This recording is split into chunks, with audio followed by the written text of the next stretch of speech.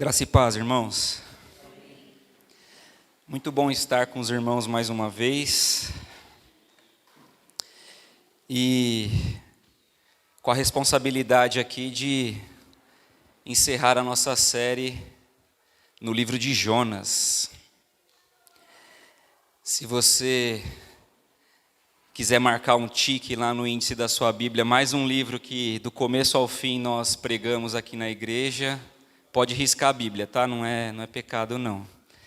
Se você faz parte da igreja há alguns anos, você já pode dar um tique em Jonas, em Malaquias, em Eclesiastes, em Colossenses, em Tiago, Filemon, e por aí vai, fora outros textos que nós já pregamos aí ao longo de toda a Bíblia. E hoje terminamos esse livro do Antigo Testamento, o livro de Jonas. Irmãos, o que nós vimos até aqui, né? Deus, no capítulo 1, dá uma ordem a Jonas. Jonas desobedece. Capítulo 2, Deus trabalha na vida de Jonas, resgatando Jonas através da tempestade e do grande peixe. Jonas se arrepende. Na verdade, o que eu falei era no capítulo 1, né? O capítulo 2, a oração de Jonas. Capítulo 3, Deus chama Jonas novamente e agora ele obedece. Vai e prega para os ninivitas. E os ninivitas se arrependem. Pronto. Estava bom para encerrar o livro. Jonas se arrependeu. Jonas orou. Deus deu uma segunda chance. O povo se arrependeu através da pregação de Jonas. Poderia terminar do tipo: e Jonas voltou para a sua terra regozijante e feliz. Fim do livro de Jonas. Só que não. Para um roteirista, seria o final perfeito, para um roteirista dos filmes dos dias de hoje. Para os mais criativos, talvez Jonas ainda voltasse e ia virar amigo do peixe, fazer uma espécie de Free Willy 4, alguma coisa assim. Mas não, irmãos. A Bíblia, os autores bíblicos, eles não estão preocupados em traçar uma história, um roteiro que para nós seja o melhor final. Ou da maneira que nós achamos melhor. Os homens, inspirados por Deus, eles escreveram as Escrituras para revelar quem Deus é, para revelar qual é a obra de Deus e para revelar quem nós somos. A Bíblia não está preocupada em esconder as nossas incoerências, os nossos pecados e a distância que nós temos em relação a Deus. Através desse texto de hoje, nós vamos ver uma diferença muito clara entre o Deus soberano, criador e compassivo do homem como ser criado e pecador. É disso que se trata o capítulo 4 e final do livro de Jonas. Através do texto de hoje, nós pretendemos aqui extrair pelo menos 3 lições. Quais são essas lições? A primeira, veremos que experiências marcantes com Deus não são garantias de acertos futuros.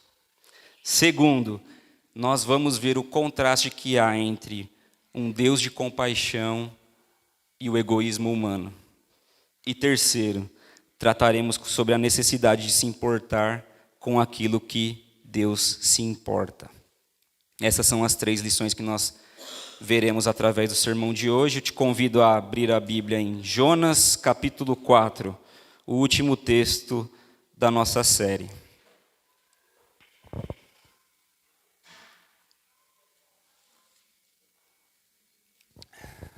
O texto diz assim: Jonas, porém, ficou extremamente contrariado e furioso. Então orou ao Senhor e disse: Ah, Senhor, não foi isso que eu disse quando ainda estava na minha terra? Por isso é que eu fugi depressa para Tarsis, pois sabia que és Deus compassivo e misericordioso, paciente e cheio de amor, e que te arrependes do mal. Ó Senhor, agora tira a minha vida, pois para mim morrer é melhor do que viver. O Senhor respondeu: é razoável essa sua ira? Então Jonas saiu da cidade, sentou-se ao oriente dela, ali armou uma tenda e sentou-se debaixo dela à sombra, até ver o que aconteceria à cidade. Versículo 6. O Senhor Deus fez crescer uma planta acima de Jonas, para que lhe fizesse sombra sobre a cabeça, a fim de livrá-lo de seu incômodo. E Jonas ficou muito contente por causa da planta. Mas no dia seguinte, ao nascer do sol, Deus enviou uma lagarta que atacou a planta e ela secou.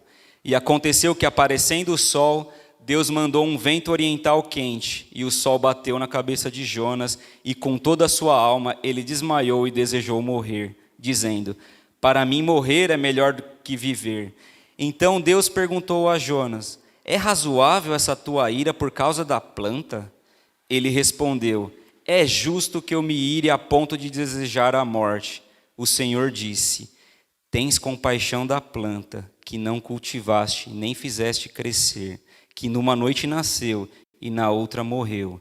E não teria eu compaixão da grande cidade de Nínive, onde há mais de 120.000 pessoas, que não sabe discernir entre a mão direita e a esquerda, e também muito gado?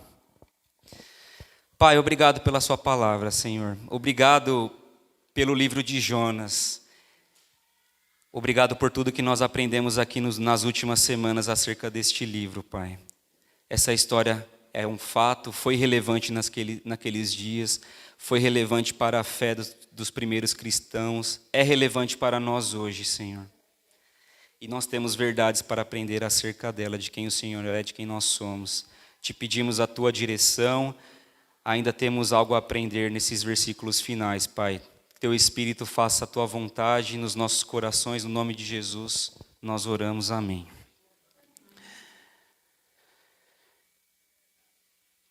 Jonas ficou extremamente contrariado e furioso. Por que Jonas estava tão bravo? Por que Jonas estava tão furioso? O último versículo do texto da semana passada, o 10 do capítulo 3, diz assim: Deus viu o que eles fizeram, quem? Os ninivitas, como se converteram do seu mau caminho. Então arrependeu-se do castigo que lhes enviara e não o executou. Para quem prega, talvez a principal oração seja: Senhor, que a pregação seja eficaz nos corações dos ouvintes. Que Deus converta, quando você está preparando o sermão, que de fato essa palavra ela chegue ao coração daquele que precisa e que ele seja transformado pelas verdades do Evangelho. Jonas pregou, a pregação foi eficaz, os ninivitas se arrependeram e ele está furioso porque deu certo. Já pensou isso? Você prega, a pregação traz o efeito devido e você fica indignado com o resultado. Aqui a gente já começa a perceber uma lição, porque Jonas teve uma experiência incrível com Deus. De um livramento dentro de um peixe, no fundo de um oceano. Deus dá a segunda chance para ele. Só que parece que essa experiência que Jonas teve com Deus, ela não foi suficiente para transformar a forma como ele enxergava os ninivitas e nem como ele se enxergava. Jonas fez aquela bela oração de arrependimento no capítulo 2, ele declarou: a salvação pertence ao Senhor. E agora no capítulo 4, ele está irado porque a pregação deu certo. Irmãos, às vezes nós podemos pensar que depois que a gente se converte, as coisas vão ser mil maravilhas e de forma automática nós estaremos alinhados com a vontade de Deus. E aqui a gente entende que, como o apóstolo Paulo diz e nos alerta, haverá uma luta constante entre o novo homem e o velho homem. Jonas ainda está Por mais que ele tenha tido essa experiência com Deus, ele ainda está relutante, ele ainda precisa de uma transformação, que na verdade todos nós precisamos dentro da caminhada cristã. Sabe aquela coisa? Olha, Jonas viveu um impacto de ser salvo no fundo do oceano. Talvez você fale, nossa, uma experiência dessa com Deus é para fazer ele não errar mais até o final da vida.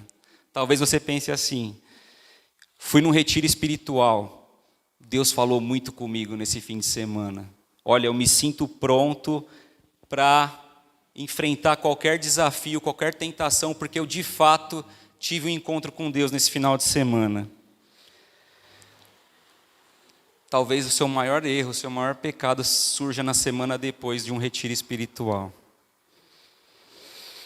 Nós aprendemos na vida cristã que continuamente, para nós estarmos ligados ao Senhor, cumprindo a vontade dEle, lutando contra a carne, contra a influência do mal, contra o diabo, contra a cultura, contra o mundo, se achegando a Deus para ficar cada vez mais parecidos a Jesus Cristo. Mas uma experiência marcante com Deus não nos garante acertos futuros. Jonas, ele teve um momento ali de arrependimento no capítulo 2, obedeceu a ordem, mas agora no capítulo 4 ele está vacilante novamente. O texto diz assim, então orou ao Senhor e disse, Senhor, não foi isso que eu disse quando estava na minha terra, por isso eu fugi. Eu sei que o Senhor é Deus compassivo e misericordioso. Olha, uma coisa a gente precisa reconhecer. Jonas era crente, porque era teimoso, mas era um teimoso crente. Porque qual de nós, quando a gente está furioso, a primeira coisa que a gente pensa é entrar no quarto, se ajoelhar e orar? Dentro da teimosia dele, ele no mínimo ele foi sincero e o versículo 2 fala, ele orou ao Senhor. Por outro lado, olha o conteúdo da oração de Jonas. O problema de Jonas é com quem Deus é. Senhor, eu sei que o Senhor é compassivo e misericordioso, e isso me incomoda. Tira a minha vida. Para mim, morrer é melhor do que viver. Jonas tinha acabado de ter sido salvo. O texto diz que o Senhor o retirou do Sheol, né? Que o lugar ele mesmo fala como lugar dos mortos, então ele praticamente se sentiu como morto. E agora ele está pedindo para morrer, porque a pregação tem sido eficaz na vida dos ninivitas, para haver arrependimento. Impossível ver essa passagem e não lembrar de Mateus 18, quando Jesus conta a parábola do credor incompassivo. O Senhor sai para acertar as contas com seus servos. Um devia 10.000 talentos e não tinha como pagar. E ele diz, tem paciência, Senhor, um dia eu pagarei tudo. O Senhor decide soltá-lo num ato de compaixão e perdoa a dívida. E aí esse servo tinha um conservo que tinha uma dívida de 100 denários. E o conservo fez um pedido, tem paciência, um dia te pagarei. Mas o servo não perdoou o conservo e mandou encerrá-lo na prisão. E o episódio chega ao rei. E o versículo 32, assim eu vou ler. E o rei diz assim, servo mau, perdoei-te toda aquela dívida porque me suplicastes. Tu também não devias ter compaixão do teu companheiro, assim como tive de ti? E irado entregou aos carrascos, até que ele pagasse tudo o que lhe devia. Assim também vos fará o meu Pai Celestial, se cada um de vós não perdoar de coração a seu irmão. Jonas desobedeceu a uma ordem direta de Deus. Deus o perdoou e lhe deu outra chance. E mesmo assim, ele não consegue olhar com misericórdia para os ninivitas. E o Senhor respondeu, é razoável essa tua ira? Mais ou menos assim, Jonas, dá uma pensada. faz sentido essa raiva toda? Jonas não responde. Não dessa vez, pelo menos, da primeira vez que Deus pergunta. Ele sai da cidade, ele senta ao oriente dela, arma sua tenda para ver o que vai acontecer.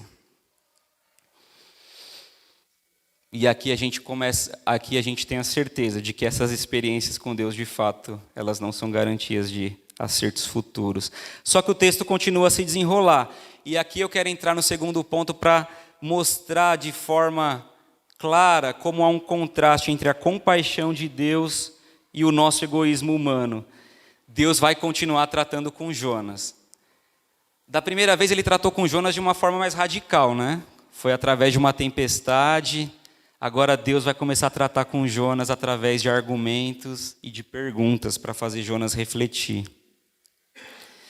O Senhor Deus faz crescer uma planta acima de Jonas para que ele fizesse sombra sobre sua cabeça.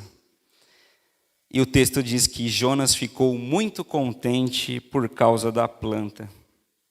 Eu já citei isso numa pregação anterior, quando eu preguei no capítulo 1, que a gente vê no livro de Jonas demonstrando indignação, tristeza, revolta, apatia, e há um momento no livro de Jonas que ele está feliz, e o momento chegou, é esse aqui. Ele está lá ao oriente da cidade, e Deus prepara uma planta para ele, para uma sombrinha. Talvez ele estava lá, né, todo resignado no monte, olhando tudo aquilo, todo aquele contexto. Talvez ele estivesse cantando: olha para mim, Senhor, eu preciso do seu olhar, olha para mim, olha para mim. Deus está com uma demanda de salvar uma cidade e Jonas está lá resignado.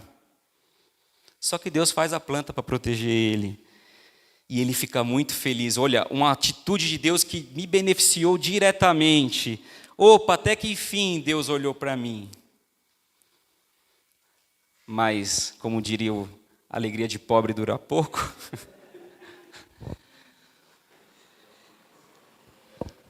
Deus manda uma lagarta. No dia seguinte, a lagarta ataca a planta e ela seca. E aí Jonas parece que volta tudo de novo, fica bravo. O sol bate em sua cabeça, o vento do deserto e tudo aquilo. E aí ele de novo: para mim morrer é melhor que viver. Eu quero morrer. E Deus vai fazer a pergunta para ele: Jonas, é razoável essa tua ira por causa da planta? Novamente: Jonas, é razoável? É para tudo isso? Sabe quando você que é pai deve entender isso que eu vou falar. Quando os filhos estão brigando e você precisa atuar ali como um juiz, né? E aí tá aquele escarcéu todo. Não sei se acontece na casa de vocês ou é só na minha. Mas aí você vai atuar. Vai, fala aí a demanda, o que está pegando? Ah, porque o fulano fez isso, e aquele choro. Aí você para e fala: mas é para tudo isso mesmo? Será que é para tudo isso? Esse escarcéu todo é proporcional ao tamanho do problema? Aí Jonas vai responder: Senhor, tem razão, acho que eu exagerei. Peguei pesado, não é para tudo isso não. Não, ele responde, ele fala assim: sim, é justo que eu me ire a ponto de desejar a morte. Ele responde para Deus. Jonas desejou a morte porque os ninivitas se arrependeram e agora está desejando a morte porque a sua planta morreu. Eita, profeta mimado, hein? E aqui cabe uma pergunta para nós, algumas perguntas para nós também. O quão distante os homens podem chegar daquilo que Deus espera para eles? O quão desconectados os homens podem estar em relação aos planos de Deus e à missão de Deus na terra? Deus está com um plano de redenção em curso. A demanda de Deus para um povo. E Jonas está lá pedindo para morrer por causa de uma planta.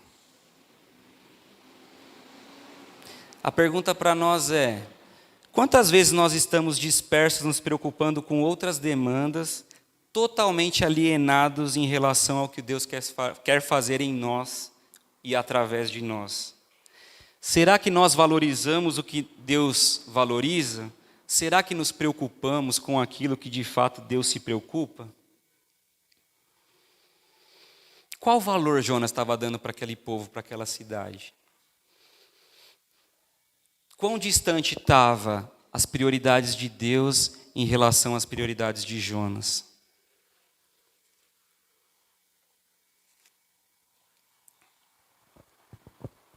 Os homens são capazes de dar valor a tantas coisas na frente dos homens que carecem da graça de Deus. Homens dão mais valores para os pets do que para um ser humano, muitas vezes.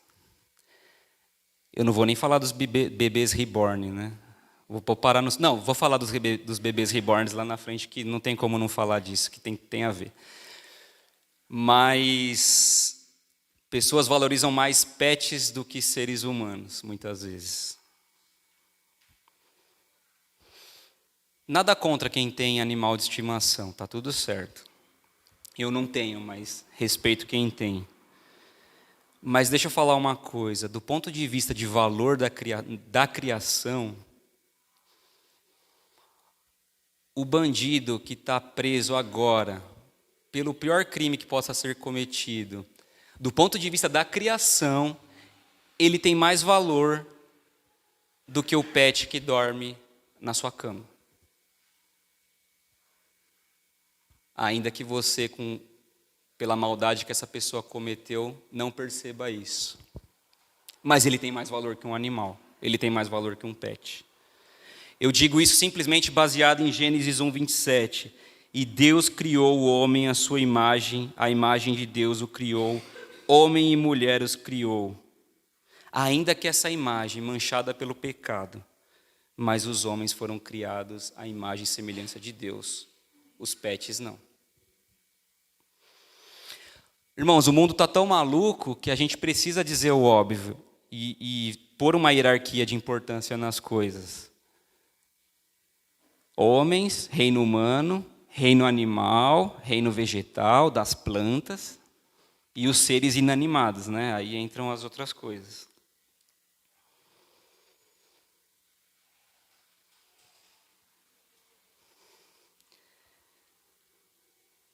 Jonas fala: eu quero morrer, é razoável a minha ira. E aí vem a pergunta: tens compaixão da planta, que não cultivaste, nem fizeste crescer, que numa noite nasceu e na outra morreu.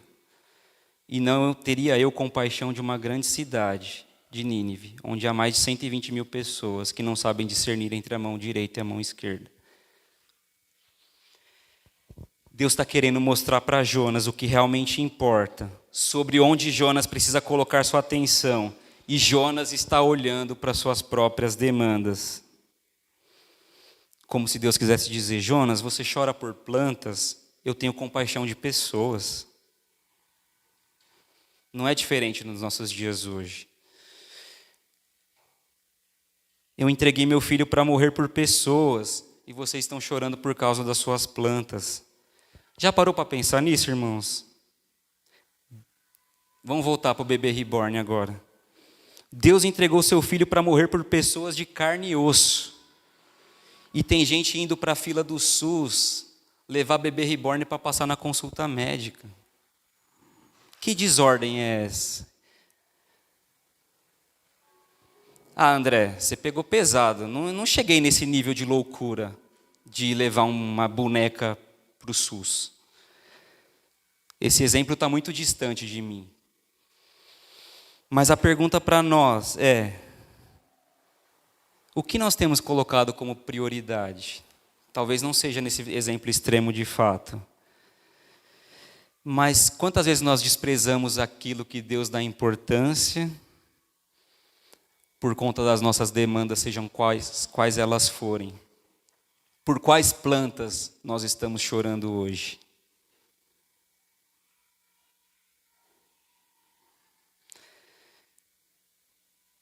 E aqui está claro o contraste entre a compaixão de Deus e o egoísmo humano. Fato é que Jonas olha para as ações dos ninivitas e não via nenhum merecimento para a compaixão de Deus. Esse era o fato. Um povo do qual nós já falamos aqui muitas vezes do que eles faziam. Jonas, que ele era um profeta nacionalista, ele se preocupava com as demandas do povo de Israel. Ele não vê nenhum merecimento para que Deus tenha compaixão daquele povo.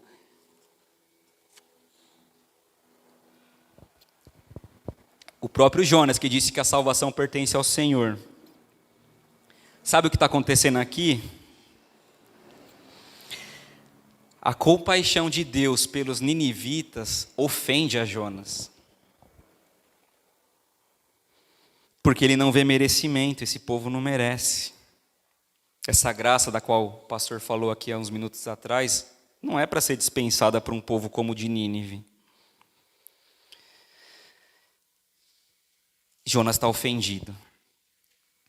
E aí eu também me lembrei de um texto, porque Jesus diversas vezes, irmãos, no Novo Testamento, ele conta parábolas para ensinar como que funciona a dinâmica do reino, para deixar claro que não é pelo merecimento. E eu me lembrei desse texto, e os irmãos vão lembrar também dos trabalhadores da vinha. E quando eu preguei esse texto há um tempo atrás, eu estava vendo as anotações, o título do texto era A Graça Ofensiva. É o que Jonas está sentindo aqui. E é o que os trabalhadores da vinha sentiram. Porque quando Deus escolhe dispensar graça em pessoas, para pessoas que em nosso julgamento elas não merecem, isso nos ofende. Porque na cultura do mérito, fala, não, Senhor, por que elas? Vocês lembram a parábola dos trabalhadores da vinha? O proprietário sai de madrugada para contratar trabalhadores. E ele sai bem cedo. Chama o pessoal às 6 da manhã e combina um salário de 1 denário para cada um deles. Só que depois, aí os trabalhadores vão para a vinha, ele faz uma outra rodada, vai às 9 da manhã, chama o pessoal, fala, venham trabalhar na vinha. Depois ele vai meio-dia, vamos trabalhar na vinha. Vai às 15 horas, às 3 da tarde, chama mais uma turma, e às 17 horas, faltando 1 hora para acabar o turno, ele chama a última turma e fala, ó, venham trabalhar na vinha. E aí você teve várias turmas ali trabalhando, né? E aí quando chega no fim do dia, ele fala para o administrador, ó, reúne o pessoal aí, que a gente vai começar os pagamentos. E interessante que ele manda o seguinte, fala, ó, vamos começar pagando dos últimos para os primeiros. Imagina a fila assim, começando, quem chegou às 17, chega no começo da fila e depois vai até os que chegaram às 6 da manhã. E aí começam os pagamentos. Na hora que começa o pagamento do pessoal das 5 da tarde, o administrador vai lá e dá 1 denário para o trabalhador. Imagina na fila, o pessoal, nossa, ele combinou 1 denário com a gente de manhã, mas se os das 17 trabalharam 1 hora, ganharam 1 denário, a gente vai ganhar aí, será, 12 denários, ele vai dobrar. E aí ele começa a fazer os pagamentos. Quando chega no das 6 da manhã, 1 denário.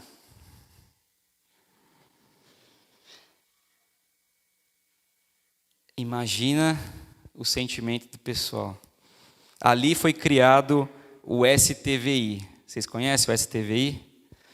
Primeiro sindicato dos trabalhadores de vinha do Estado de Israel, STVI. Sindicato gosta de sigla, né? Ali foi criado o sindicato. Não é possível. O pessoal ficou indignado. Olha o versículo 12. Os que vieram por último trabalharam somente 1 hora, e tu os igualaste a nós, que suportamos a fadiga do dia inteiro e o calor intenso. Quanto havia sido combinado? 1 denário. Quanto eles receberam? 1 denário. Qual a injustiça nesse caso? Mas o soco no estômago é agora com a resposta do Senhor, do dono da vinha. Versículo 13. Amigo, não te faço injustiça. Não combinaste comigo 1 denário? Toma o que é teu e vai embora. Quero dar a quem veio por último tanto quanto dei a ti. Não me é permitido fazer o que eu quero com o que é meu? Ou os seus olhos são maus porque eu sou generoso? A salvação pertence ao Senhor, Jonas disse. A dinâmica no reino do céu é diferente, não é um sistema baseado no mérito. Quando se trata de reino dos céus, não é sobre o quanto podemos fazer, mas daquilo que Cristo já fez por nós. Deus concede sua graça aos que não a merecem por pura generosidade, e isso ofende o sistema baseado no mérito, mas essa é a mensagem do verdadeiro evangelho. Paulo escreve aos Efésios, texto conhecido: porque pela graça sois salvos por meio da fé, e isso não vem de vós, é dom de Deus, não vem de obras, para que ninguém se orgulhe. No reino dos céus, para fins de salvação, não conta tempo de casa, tempo de serviço. Se Jonas estava preocupado que era um povo de outra nação e as demandas deles eram com Israel, para efeitos de salvação, somos salvos unicamente pela graça.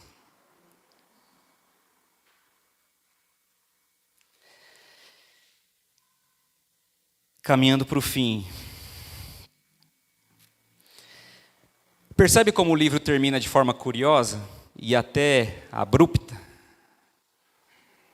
Não tem um desfecho, não tem uma despedida como nas cartas, não tem uma saudação final, não tem uma afirmação, uma promessa. O texto termina com uma pergunta de Deus para Jonas.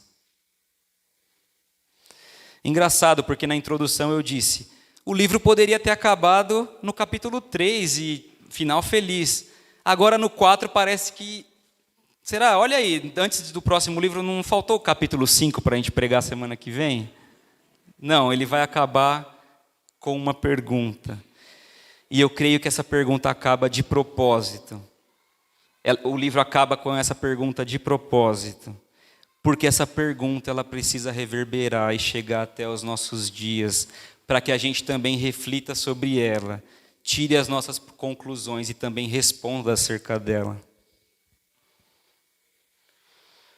A pergunta que Deus fez a Jonas, mostrando a importância na qual Jonas estava colocando nas demandas dele, e não tendo compaixão de um povo, o coração desconectado com a vontade de Deus. Essas mesmas perguntas precisam ser feitas para nós, hoje. Estamos de fato nos importando com aquilo que Deus importa?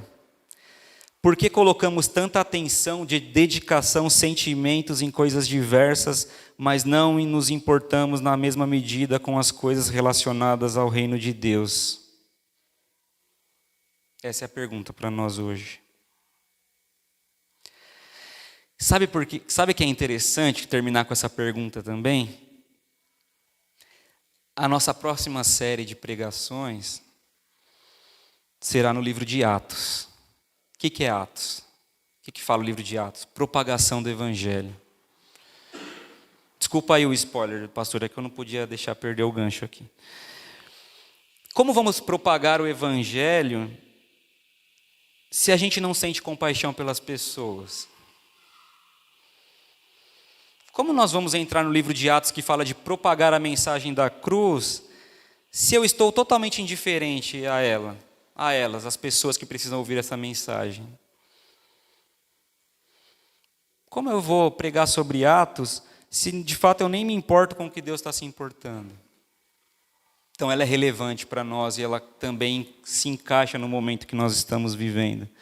Irmãos, nos dias de hoje, talvez seja uma realidade muito distante para nós.